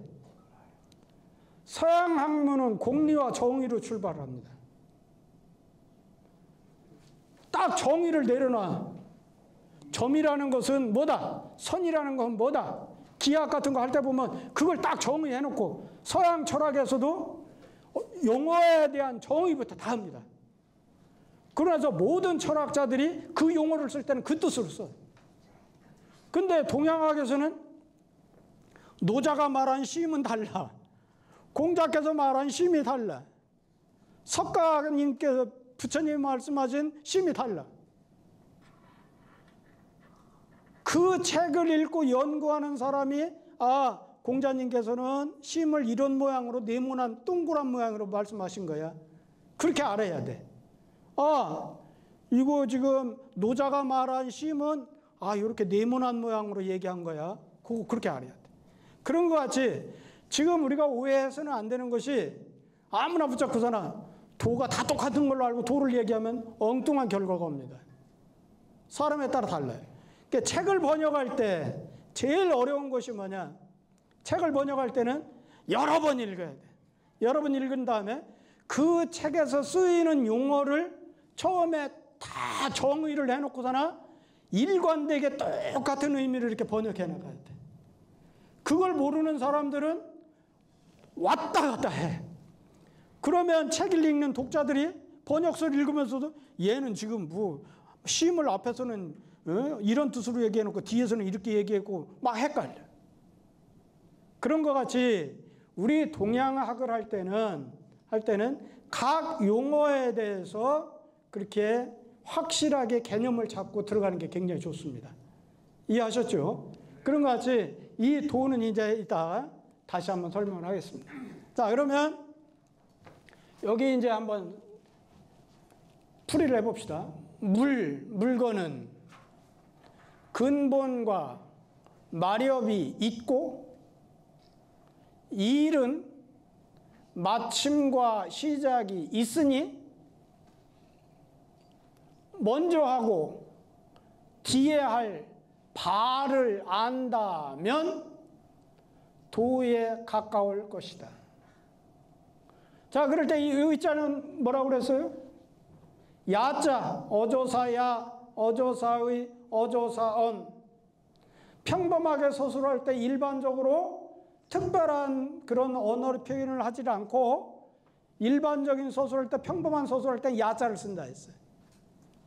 근데 확정적으로, 단정적으로 얘기할 때는 의를 쓴다 했어요. 그 지난 시간에 한 거잖아요. 지난 시간에. 야, 의, 언, 그 차이가 난다. 평서음은 종결 어미를 3개를 쓰는데 그 중에서 야나 의나 언은 그렇게 각각의 성격이 다르다 하는 걸 얘기를 했어요. 자, 그러면 풀이는 그렇게 했는데 속뜻은 뭘까? 모든 외물, 물건이라고 하는 것은 근본과 마렵적인 것이 있어. 자, 이것은 어디서 말하느냐? 삼강령 맨 처음에 대학지도는 제명명덕하며 제신민하며 맨 처음에 공부의 첫 단계는 명덕을 밝히는 거예요. 명덕. 그래서 명덕을 밝힌 다음에는 뭘 해야 한다 했어 우리가? 신민하는 걸 해야 한다. 내 나만 알면 안 돼. 주변 사람도 같이 알아야 돼. 신민. 그러니까 처음 단계는 뭐라는 거예요? 명덕이라는 게 명덕. 명덕을 밝히는 것. 그 다음 단계는 신민이라는 거예요. 신민. 아, 명덕도 안 된 사람이 나가서 내가 세상 사람들에서 좋은 일 하겠다고 하면 그 좋은 일이 안 된다는 거예요. 내가 먼저 돼야지. 사람이 돼야지 내가. 내가 사람이 되고 나서 다른 사람을 교화하거나 다른 사람을 할 수 있는 거지. 내가 안 된 사람이 그렇게 할 수 없다는 거예요. 그게 바로 뭐냐면 무료 본말이에요. 근본이 바로 뭐냐면 명덕이라는 거예요. 명덕. 마렵적인 것은 바로 뭐냐면 신민이라는 거예요. 신민. 근본을 먼저 세우고 그러고 나서 마렵적인 신민으로 가야 한다는 거예요. 그러나서 일에는 종시가 있다. 시종이 있어. 맨 처음에 해야 될 시종의 6단 공부의 첫 번째가 뭐였어요? 지지요, 지지. 지어지선을 아는 것. 그것이 시작이에요. 끄트머리는 뭐예요? 결국은 어디의 단계로 가야 돼? 능득의 단계로 가는 거예요. 체득한 상태, 체득할 수 있어요. 체득한다고 하는 의미는 실천을 할 수 있다는 거예요. 실천. 그런 단계로 가는 거예요. 그러니까 여기서 시는 지지를 말하는 거고 여기서 종은 능득을 말하는 거예요. 그러니 먼저 하고 뒤에 할 거. 먼저 할 것은 뭐예요? 명덕을 먼저 해야 되고 지지를 먼저 해야 하잖아요. 뒤에 할 것은 뭐예요? 신민을 뒤에 하고 능득을 뒤에 해야 하잖아요. 그걸 말하는 거예요. 그렇게 한다면 그러면 도사가 된다. 도는 우리가 그러면 도사야, 도사. 도에 가깝다고 그래서 꼭 도다 하는 것보다 도에 가까워진다. 자, 우리는 일반적으로 사회생활을 할 때 일 잘하는 친구들을 압니다. 아, 일 잘하는 친구들은 아무리 어려운 일을 맡겨놔도 일머리를 딱 먼저 잡더니 그 다음에 아주 줄거리 딱 잡고 하나씩 해결하는데 아, 귀신 같은 사람이야. 그게 일 잘하는 사람. 일머리를 잡을 줄 아는 사람. 근데 일 못하는 사람은 어떻게 해? 막 우왕좌왕해. 이것도 했다 저것도 했다. 일머리가 없어. 충청도 사람이 그러잖아요. 일머리 잡아야 돼. 일머리. 일머리 잡는 걸 말하는 거예요. 지소선으로 하는 거예요. 일을 하는 데 있어서 먼저 해야 될 거. 자, 그것을 대체적으로 지금 여기에서 명덕과 신민, 지지와 능득을 가지고서는 예를 들었지만 이건 내가 볼 때는 모든 일이 그렇다는 거예요. 그것은 바로 뭔 말이냐. 아까 얘기했던 우리 유학은 어떤 학문이다? 순서를 따라가는 학문이다. 순서가 있는 학문이다. 순서가 정해져 있어. 순서를 따라가야 돼. 순서를 따라가지 못하면 그러면 그건 유학이 아닌 거예요. 자, 그래서 여기 지금 여기 이제 그 주석을 한번 봅시다. 여기 보면 명덕 근본문 이게 하위 델위 그러죠. 예. 명덕이 근본이 되고 신민 백성을 새롭게 하는 거죠. 신민이 마렵이 되며 지지가 여기 6단 공부죠. 이제 일단 여기서는 삼강령에 대해서 얘기했고 여기부터는 여기까지는 이제 6단 공부에 대해서 지지가 그치는 것을 아는 것이 시작이 되고 체득을 능히 체득하는 것 체득하는 것이 마침이 되니 여기 있는 본 여기 있는 시, 이건 본과 시가 먼저 할 바예요. 그러면 여기 명덕과 지지가 먼저 할 바라는 거죠. 그러나 말종, 여기 있는 말과 여기 있는 종, 그러면 신명과 능득이 될 거예요. 이것이 뒤에 할 바다. 그래서 이것은 맺을 결자, 결론 내리다 할 때 맺을 결자죠. 이것은 맺은 것이다. 뭐야? 상문, 양, 절의 뜻을 맺은 것이다. 상문은 뭘 말하죠? 상문은 대학지도는 제명명덕하며 제신민하며 제지어지선이니라. 그거 한 구절하고 또 한 구절은 지지의의 그거 거기부터 능득까지 가는 거. 그 두 구절을 결론을 내린 것이다. 이 결론을 내린 다음에 그 다음에는 어디로 들어가겠어요? 그 다음에는 우리가 이제 8조목 맨 앞에 있는 순서가 이제 이거 다음에는 그 다음에는 이제 명명덕 그 다음에 신민 제지어지선에 대해서 한 번 더 설명을 해주고 그냥 8조목으로 넘어갈 거예요. 이해가 되셨죠? 자, 그러면 오늘 배운 데를 한번 읽어보고 그 다음에 오늘 해야 될 시로 넘어가겠습니다.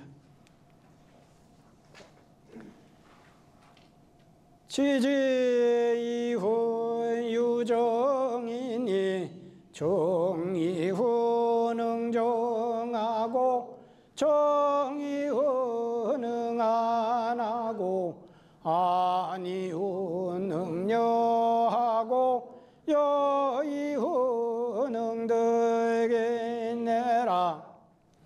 지자는 소당지지지니 즉지선지 소재야라. 지지즉지여 정양해라. 정은의 신불망도잉이요 안은의 소처이 아니요 연은의 처사정상이요 득은의 득기소재라. 무료본 말하고 사유종시하니 지소선하면 즉근도의래라. 명덕의 번이요 신민의 말이며 지지의 시요 능덕의 종이니 본시는 소선이요 말종은 소후라. 차는 결상문 양절제외라. 자, 이렇게 오늘 한 것을 집에서 이제 여러분 읽어보시고, 옛날에는 이걸 읽을 때 처음에는 음독을 시키지 않고 훈독을 시켰어요. 물에는 근본과 마렵이 있고 이른 마침과 시작이 있으니 먼저 하고 뒤에 할 바를 알면 도에 가까우리라. 이것을 애들한테는 많이 시킨 후에 그 다음에 음독을 시켰어요. 그러면 그 아까 얘기했던 읽는 것과 뜻이 더 빨리 붙어요. 이해하셨죠? 자, 그러고 나서 이제 오늘 시. 이거 많이 보았죠? 손에 한 가지 질문. 예. 아까 의자 있잖아요. 예. 그 의자가 확정이라고 했는데 예, 단정적인 것. 단정적이라고 했는데 도에 가까워졌다. 그걸 어떻게 단정이 아니잖아요. 예. 가까워질 것이다. 이렇게 예. 위에 짐작하는 거지. 예.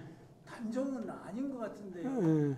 근데 의는 하여튼 문법적으로는 단정을 뜻하는 거예요. 단정 뜻하는 거예요? 예, 단정을 뜻하는 거.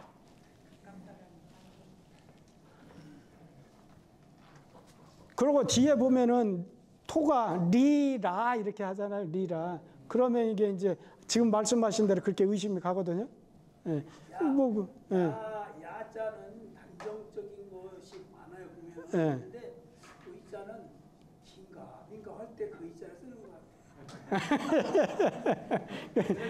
더 단정적인 건 의고, 야보다는 더 단정적이니까 의고, 의보다는 결의에 차가지고 확실한 걸 얘기할 때는 또 언이고, 선언적인 걸 얘기할 때 이런 거야.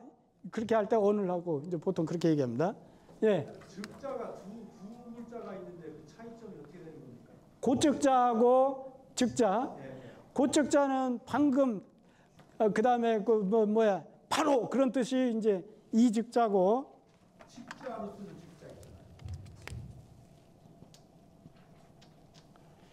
이것이 면으로 쓰이는 경우는 별로 없어요.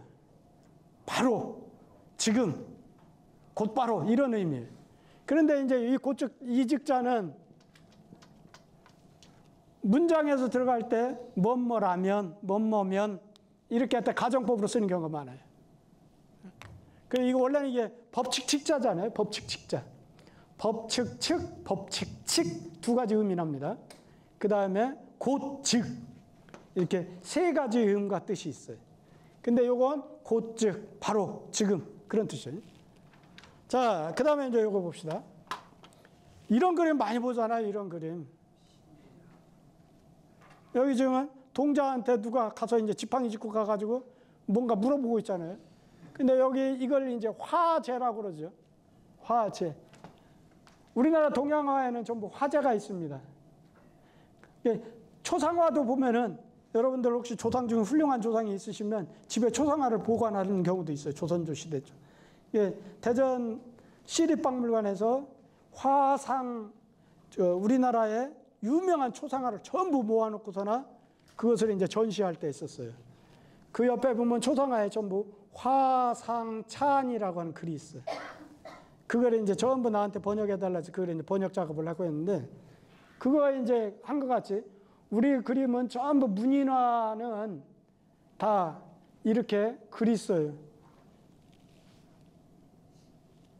여기 있죠. 여기 시가 바로 요겁니다. 요거. 요 시는 당나라 때 시인 중에 가도라는 분이 있어요. 가도. 가도는 스님이에요. 스님. 스님이었는데 어느 날 가면서 이제 이렇게 요 시 구절 가지고 이제 고민하는 게, 새가 연못 가에 있는 나무에서 잠을 자. 잘숙자. 새가 잠을 자는데 어디서 잠을 자? 연못, 가변, 가, 나무수. 연못, 가의 나무에서 잠을 자고. 중승자. 여기 있는 두드릴 고자. 달월 아래하 문문자. 스님이 달 아래 문을 두드리네. 달빛 아래서 문을 두드리네. 그런데 이제 처음에 짓기를 두드릴 고자를 할까? 밀추자. 밀퇴자. 그걸 할까? 고민하고 하는. 근데 그 당시에 유명한 이제 고관 대작 중에 한퇴지라고 하는 분이 계셔요. 한퇴지 우리가 얘기 많이 듣죠. 한퇴지라는 분이 이제 이렇게 가고 있는데 그것도 모르고 이제 막 골똘하게 이거 퇴로 해야 돼, 고로 해야 돼. 그러면서 고민하고 갔어요. 그러다가 이제 옛날에는 그렇게 고관 대작이 지나면 어떻게 해야 돼요? 길을 비켜주거나 납자가 엎드려 있어야지. 그런 줄 못하고서나 이제 나름대로 이게 고가 좋아, 퇴가 좋아 이렇게 막 하면서 가는 거예요. 그러니까 이제 그 앞에서 이제 물러거라 치웠거라 하는 그런 사람들이 이제 가도를 탁 붙잡고서 이놈아 이게 우리 주인 어른 이렇게 훌륭하신 분이 지나가는데 너 지금 이렇게 있단 말이야. 잡아갔어요. 그러니까 이제 탄태지가 이제 오라고. 덕이 있는 양반이니까 오라고. 뭐 때문에 그렇게 왜 길도 안 비켜주고 그렇게 있냐 그랬더니 제가 시를 짓는데 시를 안 써줘놓고서 이걸 밀퇴자를 해야 될지 두드릴 고자로 해야 될지 고민이 돼서 그거 고민하다가 그렇게 됐습니다. 그랬더니 한태지가 껄껄 웃어서 그래요? 그거 고자가 좋아.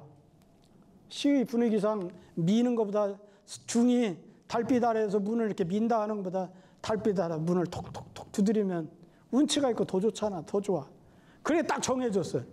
그 뒤로부터 우리가 잘 아는, 우리가 원고를 써놓고 어디다 원고 청탁이 들어오면 글을 써놓고다나 고치고 하는 걸 뭐라고 그래요? 태고. 그 고사가 이게 가도입니다. 그 고사의 주인공이 가도예요. 가도. 그 가도의 대표적인 시 중에 하나가, 가도도 굉장히 아름다운 시를 많이 남겼는데 스님이 여기 보면 시문자부루, 찾을 심자지요.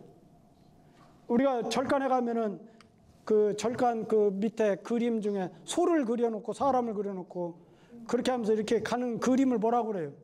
시무도라고 그러잖아요. 도를 찾아가는 과정을 그림으로 표현한 거다. 그래서 시무도라고 그러잖아요. 그 찾을 심자입니다. 스물은 자에다 놈자자. 은자는 어떤 사람이에요? 세상에 드러내지 않고, 학덕은 있지만 세상에 드러내지 않고 자기 나름대로의 도를 닦아가면서 사는 사람을 은자라고 그러잖아요. 불우, 만날 우자. 불우하면 뭐예요? 만나지 못했어. 은자를 찾아갔으나 만나지 못하다. 이거잖아요, 제목이. 시문자부루. 그래 놓고 송하문 동자, 소나무 송자잖아요. 아래 하자. 소나무 아래에서 동자에게 묻다 그거죠. 소나무 아래에서 동자에게 물었어. 그랬더니 말했어. 누가 말한 걸까요? 동자가 말했겠죠. 동자가 말했어. 뭐라고 말했어? 사체약거. 선생님은 약을 캐러 가셨습니다. 가셨는데 지제차산 중 다만 이 산중에 있어. 선생님이 약을 캐러 가서 분명히 이 산중에는 계시는데 운신부지처럼 구름이 깊어서 고쳤자. 계신 곳을 알지 못하겠습니다라고 말한 거지. 언이지. 그럼 언이 요지까지 간 거예요. 그런 경우 있죠? 시를 짓다 보면 이렇게 세 구절을 이렇게 감싸는 경우 별로 많지가 않은데 보통 두 구절은 이렇게 감싸는 경우가 많아요. 그러니까 소나무 아래에서 동자에게 물었는데 말하기를 스승님께서는 약을 캐러 가셨습니다. 다만 이 산 중에 계시지만 구름이 깊어서 계신 곳을 알지 못하겠습니다. 라고 말했다. 이거잖아요. 이거 보면은 지금 이제 이걸 생각했다. 지난 시간에 얘기했던 시를 읽었더니 나는 시만 읽었는데 그림이 자꾸 떠올라. 아름다운 그림이 뭐 그런 것을 내가 뭐라고 그랬어요? 시중유화? 시 가운데 그림이 있다. 화중유시, 그림 가운데 시가 있다. 그래서 아름다운 시를 얘기하는 것 중에 하나가 그거라 있잖아요. 시중유화, 화중유시. 그거 있죠? 네, 요 대표적인 겁니다, 이게. 이 시를 읽어보면 분명히 내가 주변을 설명을 안 했어도 동양화가 한 폭이 딱 떠오르는 거예요. 그러면 이 시는 굉장히 뛰어난 수작이다. 그러면서 이제 지난 시간에 배운 거 첫째 구를 뭐라고 그랬어요, 우리가? 시상을 일으킨다 해서 기라고 그랬죠? 일어날 기자. 시상을 일으키다. 소나무 아래서 동자에게 물었어. 얼마나 쉽게 시작했어요. 시를 시작할 때 어렵게 시작하면 안 돼. 송하문 동자 있는 그대로 쓴 거예요. 소나무 아래에서 어린 동자한테 물어봤어. 그걸 기로 시작했어요. 처음에 막 온 세상에 온갖 철학을 다 담아서 세상이 막 끙 울릴 정도로 그렇게 아름답게 시작해야지. 그러면 시 못 써요. 시는 쉽게 시작해야 돼. 그러고 나서 바로 이어서 있는 그대로 얘기했잖아요. 우리 선생님은요 산에 약채 캐러 가셨거든요. 그 얘기했어요. 그러고 나서 그 이유를 이제 그 전하고 결해서 얘기했잖아요. 다만 이 산중에 계신 거는 같은데 아이고 구름이 깊다 보니까 어디 계신지 모르겠네. 이렇게 얘기했어요. 그래서 요걸 시상을 잇는다고 승, 시상을 전환한다고 전, 시상을 맺는다고 결이라고 그랬어요. 기승전결 이해하셨죠? 그 얘기할 때 여러분들 잊지 말라고 월평도관 가면은 기승전 닭 치킨집 이름이 상호가 기승전 닭집 있어. 그 얘기 했죠. 자, 그러고 나서 우리가 이제 운자를 얘기할 때 이 거하고 처가 운자자라고 있어. 오원 절구시에서는 승의 끄트머리 글자, 결의 끄트머리 글자 운자라고 있어. 그럼 이건 거, 처, 어로 끝나잖아요. 거, 처. 그렇죠? 자, 그럴 때 운자를 정하는 방법이 이게 이제 우리나라 운서입니다. 조선 정조 때 마무리된 규장전운이라고 하는 책이에요. 지금 우리나라 한시라든지 조선 후대 전부 한시는 이 규장전운을 기준으로 해서 시를 짓습니다. 시를 지려면 이 책이 있어야 한다는 거예요. 그러다 전운옥편이라는 무슨 뜻이냐면 규장전운에 수록된 한자를 전부 옥편과 같이 뜻을 풀이해놨다는 뜻이에요. 그래서 이건 규장전운, 전운옥편은 이건 마치 한 권과 같이 이렇게 따라다닙니다. 이건 책을 얘기했고요. 그 책을 보면 옥편이 이렇게 돼 있잖아요. 자, 옥편에 보면 여기 보면 한일자를 첫 번째 한일부수, 옥편의 맨 처음에 한일부수 나오잖아요. 한일자가 나오면 한글로 발음하는 법 1이라고 써 있잖아요. 그래서 이것의 의미는 수지시, 획지초균야 이렇게 돼 있잖아요. 획지초, 균야, 동야, 성야, 종야, 순야 뭐 이렇게 나오잖아요. 이건 의미를 말하는 거예요. 그러고 나서 이제 중요한 게 뭐냐면 여기 보면 여기 동그라미가 나와요. 네모로 된 한글은 이 글자를 발음하라는 거예요. 일로 일 발음해라. 여기 있는 질자잖아요. 이게 바로 운을 표시하는 거예요. 운. 운이라고 하는 것은 이제 운이 이 뒤로 넘어가면 규장전운을 가면은 요 맨 위가 이제 평성운이에요. 두 번째 줄이 상성운이에요. 세 번째가 거성이고 네 번째가 입성이에요. 그러니까 한자는 발음법이 네 가지가 있는 거예요. 평성으로 읽어라, 상성으로 읽어라, 거성으로 읽어라, 입성으로 읽어라. 그러면 평성으로 읽는 방법이 30개가 있어요. 여기 보면 동동강지 이렇게 동동강지 미여우 제가회진 문어난 산손소유 호가마 양경청징 우침담 염함 그리고 30개의 운이 있어요. 각 운마다 여기 동력동자 운이 있잖아요. 그러면 동력동자 운에 속하는 글씨들이 쫙 수록되어 있어요. 그러면 한시에서 아까 운이라고 하는 것은 뭐냐면 한 운에서 거기에서 운을 전부 골라내는 거예요. 아까 거자하고 처자하고 어디 운에 속했는지 한번 봅시다. 여기 보면 이제 운서가 이렇게 됐잖아요. 동력동자에 해당되는 운자가 이게 공자, 공자, 공자, 홍자, 공자, 공자, 공자 뭐 이렇게 이런 글자들이 전부 동력동자 운에 속해. 예컨대 한시를 칠 때 첫째 운을 이 글자를 썼다. 그러면 두 번째 운도 여기에 속해 있는 이 동력동자 운에 속해 있는 글자에서 선택을 해야 돼. 같은 발음으로 그래야 끝나. 자, 그러면 여기 지금 아까 얘기했던 거하고 처였잖아요. 시문자 부류에서. 거는 지금 어디 있어요? 여기 있네, 여기. 거는 리아라, 떠나간다는 뜻이다. 그 다음에 처 여기 있네, 처. 소야라, 장소라는 뜻이다. 그러니까 무슨 말이야? 아까 시문자 부르라는 시는 거성 가운데 운목에서 운을 선택을 했다는 뜻이에요. 그래서 선택을 할 때 그 사람은 가도라는 분 요 거자하고 요 처자를 선택을 했다는 거예요. 한 운에서 골라야 되는 거예요. 그러면 우리가 막 장편시 있습니다. 장편시. 우리가 유울시 같은 거는 8개의 구로 이루어져요. 절구는 4개의 구고 유울시는 8개의 구예요. 그러면 8구 이상으로 10구, 12구, 14구, 16구 뭐 이렇게 막 굉장히 장편들이 있어요. 장편들도 다 여기 어자에서 만약에 글자를 하나 선택해서 운을 삼기 시작했다. 그럼 요 안에서만 운이 전부 다 나와야 돼. 이해가 되셨나요? 네. 그래서 시를 질 때 어떤 사람들은 그래. 아, 선생님 이거 굉장히 운 정하다가 이게 굉장히 힘드네요. 안 힘들어요. 안 힘들어요.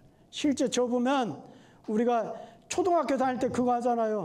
낱말을 선생님이 하나 정해 주고서나 학교 그러면 각자 이제 그거에 대해 그 짧은 글짓기라고 그러죠. 짧은 글짓기를 하잖아요. 초등학교 다닐 때. 그러면 어떤 학생은 학교는 굉장히 즐거운 곳입니다. 이렇게 글을 쳤어. 한 문장을 쳤어. 그러면 또 다른 학생 시키잖아. 그러면 학교는 아름다운 곳입니다. 뭐 또 한 학생 또 이렇게 했었어. 그런 것 같이 우리가 말하자면 짧은 글짓기 하듯이 처음에 그렇게 생각하고 운을 다만 끄트머리 있을 뿐이야. 운을 중심으로 그렇게 글을 지을 뿐이야. 이해가 됐죠? 그래서 시는 바로 운문입니다. 운을 맞춰 짓기 때문에. 그래서 다음 시간에 이제 좀 더 조금씩 지금 이제 운 정하는 것까지 했으니까 하나씩 이제 그렇게 들어갈 겁니다. 자, 오늘 이제 이렇게 해서 오늘 6단 공부, 오늘 공부하신 것이 6단 공부. 그 다음에 이제 문법에서 이제 대명사, 수사. 그 다음에 이제 시에서 이제 가도의 시문자 부루. 그 다음에 이제 오늘 이제 운자 정하는 방법. 그걸 했고, 다음 시간에는 이제 대학에서 6단 공부가 끝났으니까 그러고 나서 이제 명덕부터 다시 이제 들어가고 명덕, 그다음에 신민 그런 순서로 나가는 것을 하고요. 시에서는 이제 또 이제 오원 절구시를 하나 제가 오늘 가가지고 우리 단톡방에 다음 시간에 해야 될 오원 절구시를 하나 올려놓겠습니다. 그렇게 해서 다음 시간 수업을 진행하는 것을 그렇게 하겠습니다. 자, 오늘 수업한 내용에 대해서 질문 있으면 질문하십시오. 예. 그 되게 한시를 줄 때는 그 평성문을 이렇게 저기 안에 가도시 같으면 거성문을 이렇게 되어 있는데. 네, 일반적으로 우리가 이제 한시를 질 때 시회나 이런 데 가면은 대체적으로 원칙을 평성문으로 선택을 합니다. 그런데 개인적으로 나 혼자 짓는다. 그 다음에 나의 흥취대로 짓겠다. 그럴 경우에는 구애받지 않습니다. 상성, 거성, 입성해서 구애받지 않아요. 그런데 우리가 한시 짓는 사람들 모임에 가면 100% 전부 평성문을 제시를 해요. 그래서 내가 한시를 나 혼자 짓는다. 그러면 지어가면서 운을 내가 선택을 하는 거예요. 그런데 일반적으로 한시 시회를 가면 두 가지를 정해줘요. 하나는 뭐냐면 제목, 주제. 둘째는 뭐냐면 운을 정해줘요. 그 운에 따라 쳐라. 그럴 때는 평성문으로 보통 쳐요. 그래서 시를 짓는 것이 두려울 필요가 없다. 두려울 필요가 없다.